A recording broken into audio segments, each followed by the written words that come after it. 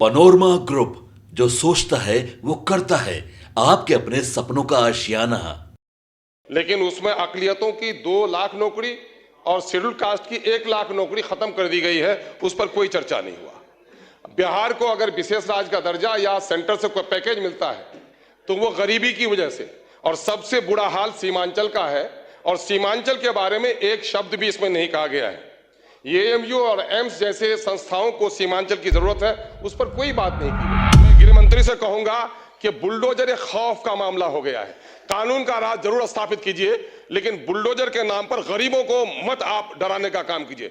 अमीरों के जो महल बने हैं गैर कानूनी तौर पर, उन पर बुलडोजर लगा दीजिएगा तो यकीनन है कि आपको हम लोग शाबाशी देंगे। लेकिन गरीबों की झोपड़ी को उजाड़ कर, जिनको रोजगार नहीं दे पाए हैं, उनकी वैकल्पिक व्यवस्था कर दीजिए, फिर उनको उजाड़ने, उनको हटाने का काम कीजिए। सरकार ने बड़ी अपनी शक्ति दिखाई थी और राष्ट्रीय स्तर पर इसका चर्चा हुआ कि बिहार में जाति आधारित गणना हुआ। लगभग 500 करोड़ नकद और सरकारी कर्मियों के खर्च को जोड़ रहे तो 5000 करोड़ का खर्च हुआ है। लेकिन आज जिन लोगों को सर्वे इसलिए कराया गया था कि जिन लोगों की हालत खराब है उनको अच्छा किया जाए, लेकिन उसमें अकलियतों की 2 लाख नौकरी और शेड्यूल कास्ट की 1 लाख नौकरी खत्म कर दी गई है, उस पर कोई चर्चा नहीं हुआ। बिहार को अगर विशेष राज्य का दर्जा या सेंटर से कोई पैकेज मिलता है तो वो गरीबी की वजह से, और सबसे बुरा हाल सीमांचल का है, और सीमांचल के बारे में एक शब्द भी इसमें नहीं कहा गया है। एएमयू और एम्स जैसे संस्थाओं को सीमांचल की जरूरत है, उस पर कोई बात नहीं की गई है। रिबनू में व्यापक भ्रष्टाचार है। पूरे तौर पर रिबनू के कर्मचारी लोगों को लूट रहे हैं। साइकिल, पोशाक, मध्याह्न भोजन सब जोड़ लें, जितना आप देते हैं उससे कई गुना ज्यादा रैयतों से लोग वसूल कर रहे हैं, उस पर कोई कार्रवाई नहीं हो रही है। हेल्थ के मामले में अगर आप देखेंगे, मेरे विधानसभा क्षेत्र और सीमांचल की यही हालत है कि मेरे यहां 35 डॉक्टर होना चाहिए 5 लाख आबादी में, सिर्फ 11 डॉक्टर हैं। क्या आज के दिन में भी हमारे साथ यही नाइंसाफी रहेगी?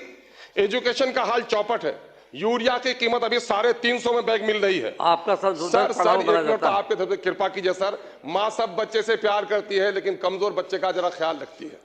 महोदय, मैं आपसे कहना चाह रहा हूं, सीमांचल कटाव है और वहां पर कटाव के सिलसिले में कुछ भी काम नहीं हो पा रहा है। मैं आपको यह भी कहना चाहता हूं कि इस वक्त कब्रिस्तानों की घेराबंदी बड़ा काम नहीं है, मामला लॉ एंड ऑर्डर को दुरुस्त बनाना है। इस वक्त गरीबों को उजाड़ा जा रहा है, और माननीय मैं गृह मंत्री से कहूंगा कि बुलडोजर एक खौफ का मामला हो गया है। कानून का राज जरूर स्थापित कीजिए, लेकिन बुलडोजर के नाम पर गरीबों को मत आप डराने का काम कीजिए। अमीरों के जो महल बने हैं गैर कानूनी तौर पर, उन पर बुलडोजर लगा दीजिएगा तो यकीनन है कि आपको हम लोग शाबाशी देंगे। लेकिन गरीबों की झोपड़ी को उजाड़ कर, जिनको रोजगार नहीं दे पाए हैं, उनकी वैकल्पिक व्यवस्था कर दीजिए, फिर उनको उजाड़ने, उनको हटाने का काम कीजिए। बहुत बहुत महोदय, आपने समय दिया उसके लिए बहुत बहुत शुक्रिया।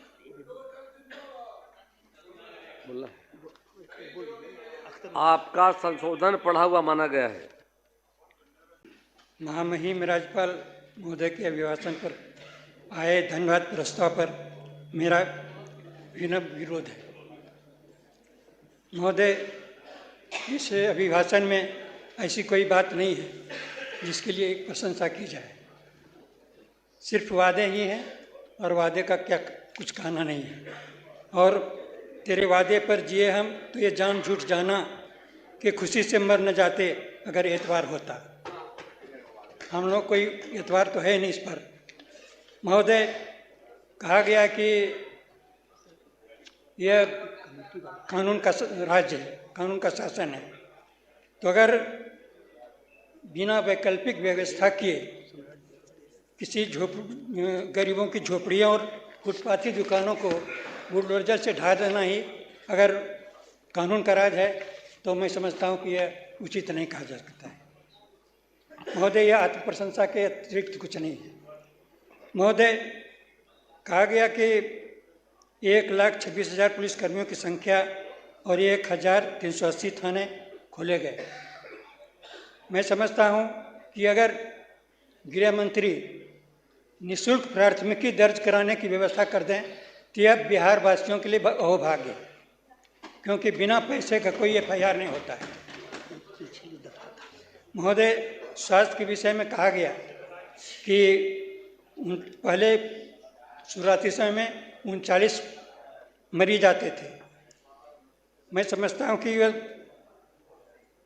ये सरकार की शुरुआत कहाँ से है? क्योंकि 20 वर्षों से तो यही सरकार है, माननीय नीतीश कुमार जी की ही सरकार है, तो शुरुआत कहाँ से है? महोदय, जहाँ अस्पतालों में न डॉक्टर है, न नर्स है, न दवाइयाँ न प्रसव की व्यवस्था है, न एम्बुलेंस है, ऑक्सीजन की भी व्यवस्था नहीं है। सरकार 27 जिलों में नए मेडिकल कॉलेज खोलने की बात कर रही है। तो इसके लिए मैं यही कहना चाहूँगा कि हमको मालूम है जन्नत की हकीकत, लेकिन दिल को बहलाने को गालिब ख्याल अच्छा है, क्योंकि खाली पुलाव दिया जा रहा है। महोदय, सड़कें बनी है, इसमें निसंदेह सड़कें बनी है, लेकिन 29 से 30 पुल के ध्वस्त होने का कीर्तिमान भी इसी सरकार में मिला है, इसी सरकार को मिला है। और यह सरकार इसलिए भी इस पुल और ध्वस्त होने का एक कारण है जो उसकी गुणवत्ता में कमी है। महोदय, हमारे यहाँ कटाव है और बहुत जोरों से कटाव है, और अहमदाबाद में बावला बनना है, मनिहारी में झुरियाई है, कटाव हो रहा है, लेकिन जो जल संसाधन विभाग के अभियंता इस कटाव से हाथ उठा चुके हैं कि भाई हम लोग को कोई भी पैसा ही नहीं है, हम लोग कहाँ से कटाव का व्यवस्था कर सकते हैं।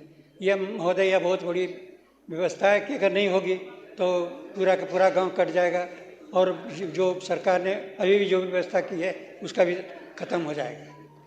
महोदय, अंत में मैं ये कहना चाहता हूँ, जो सरकार है अपने अंतर्द्वंद्वों से ही